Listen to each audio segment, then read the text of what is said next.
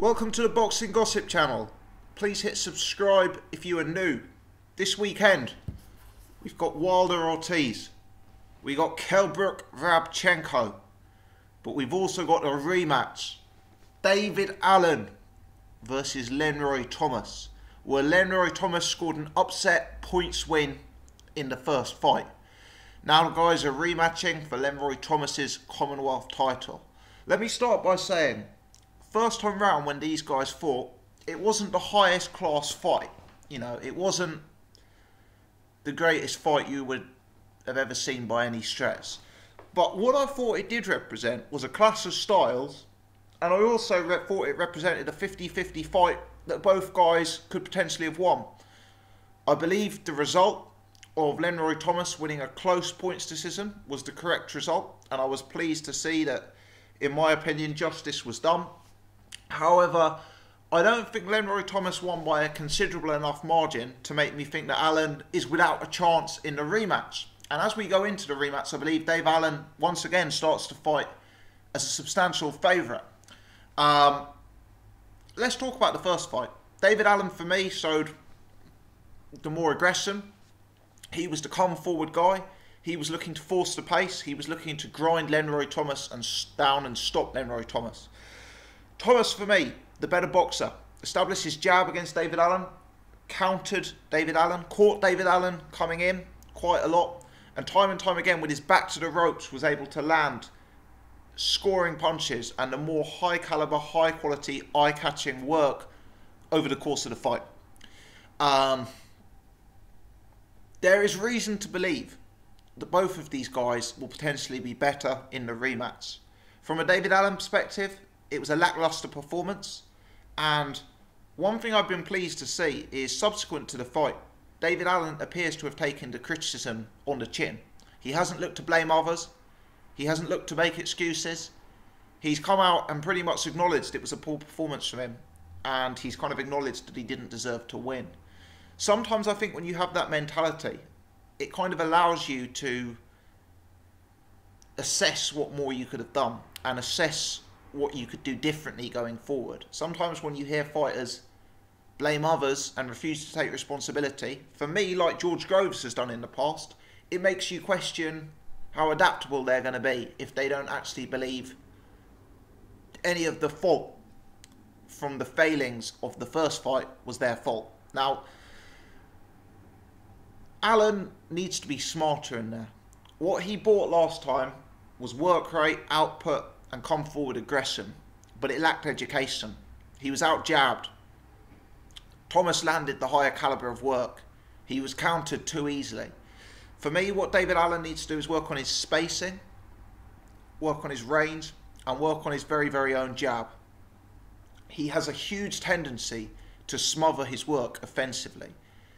He gets too close so that he can't land crisp, clean work, and everything becomes slappy, sloppy overhands without the sort of crisper construction of punches that we actually saw from Lenroy Thomas in the last fight.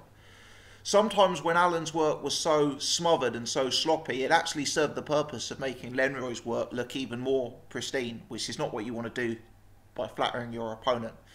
As for Lenroy Thomas, I honestly felt, and I know this may be an unpopular opinion seeing as Thomas won the fight, but I honestly felt he looked like a man in that fight on the verge of quitting.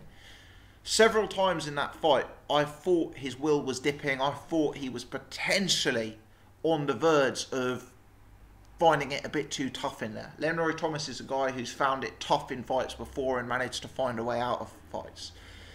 And my personal belief was Lenroy Thomas only got through that fight by one of the most exceptional corner performances I've seen in boxing for a long time.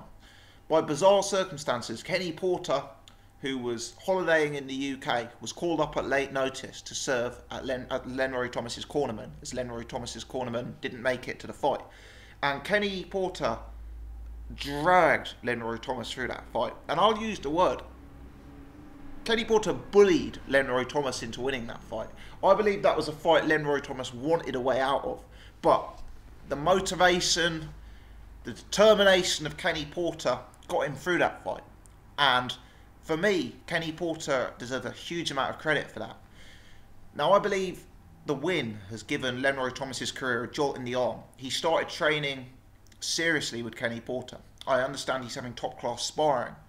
He withdrew from the initially scheduled rematch against David Allen because Porter was unavailable to be in his corner. He got criticism for that. But I actually thought that's a sign Lenroy Thomas is, taking this seriously, and he is aware of the benefit that Kenny Porter brought to the equation. So I actually thought, in a way, that was to Lenroy Thomas's credit that he was going to wait until Porter was available.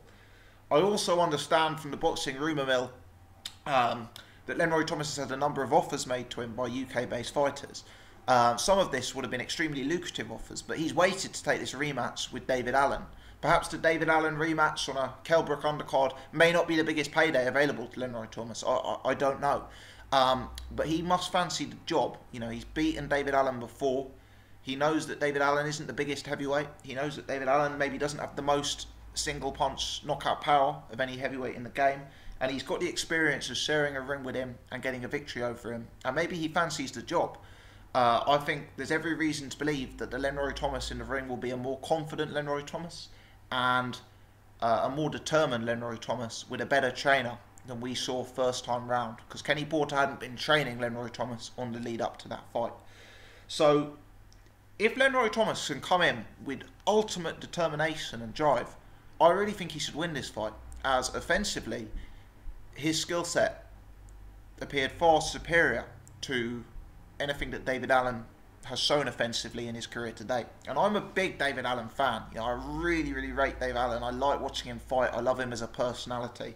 But the harsh truth is that David Allen is yet to show the sort of crisp, clean, clinical offense in a professional ring that we expect of him. There's been too many fights where he's given up his range, smothered his work, neglected his jab, and he's going to need to have improved on that.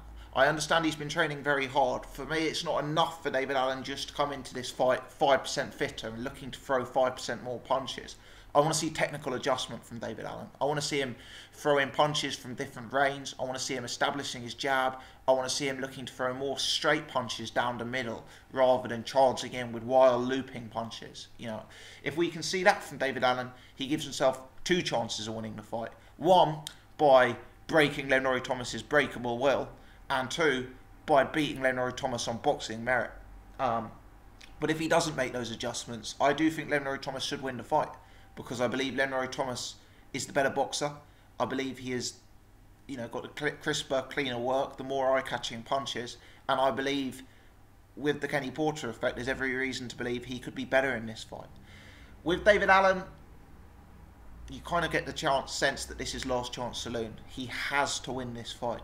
He has to win this fight. He can't afford another loss. If he affords another loss, perhaps we start seeing David Allen being used as fodder for the likes of your Joe Joyces and your Daniel Dubois of this world.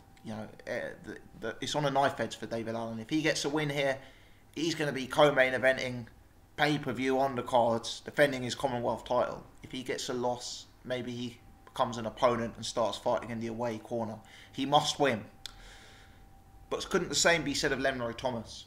I mean, Lenroy Thomas is a guy who is building a name for himself, and another victory here on a big Kell Brook show, with a title, with 2 wins over a British fighter, is going to get him even more name recognition and going to give him a substantial earning potential in this British heavyweight division as 2018 progresses. So it's a must-win fight for both guys.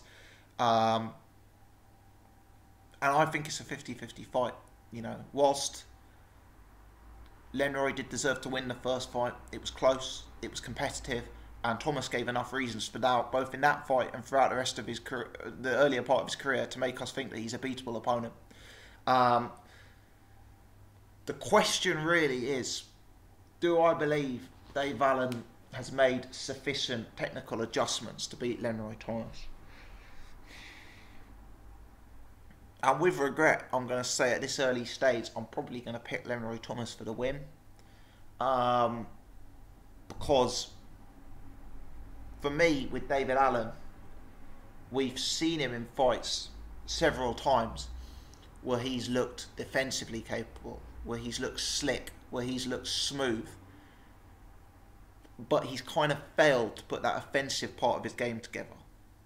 the Luis Ortiz fight, the Lenroy Thomas 1 fight, the Dillian White fight, you know, even the Jason Gavern fight. He won that Gavern fight with a bit in hand, but where was the jab? Where was the judgment of distance? Where was the combinations down the middle? The truth is that Dave Allen's a young guy. He's got the potential to improve.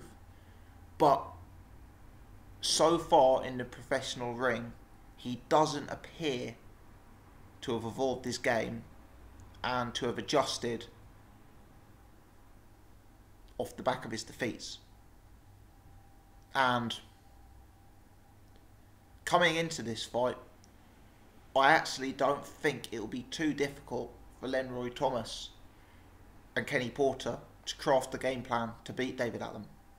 I mean, put yourself in Kenny Porter's position with a fighter of Lenroy Thomas. Could you come up with a game plan that you think could beat David Allen? So unless Dave Allen brings something unexpected, unless he reinvents himself, then I think in a narrow fight that will undoubtedly be competitive, I will shade by an edge to Lenroy Thomas. There are causes for doubt. You know, Lenroy Thomas has shown those frailties in the past. I do feel that he is a fighter who can be broken mentally. But there are causes for doubt on the Dave Allen side as well. He's had injuries. He's had losses. He hasn't shown evolution to his game. And all in all, I'm left with the impression that the first fight was a fair result and that Lenroy Thomas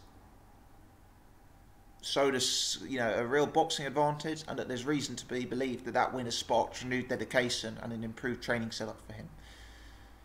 Risk factors on both sides, not one to stake the mortgage on, but I'm going Lenroy Thomas by a whisker to repeat the first performance. Let me know your take on this one, guys. Am I missing something? Leave me a comment in the section below. Who are you picking to win this matchup? Is it one that you're registering? Is it one you're looking forward to? As always, appreciate you guys for tuning in. Many thanks for watching. Please hit the thumbs up. Please press subscribe.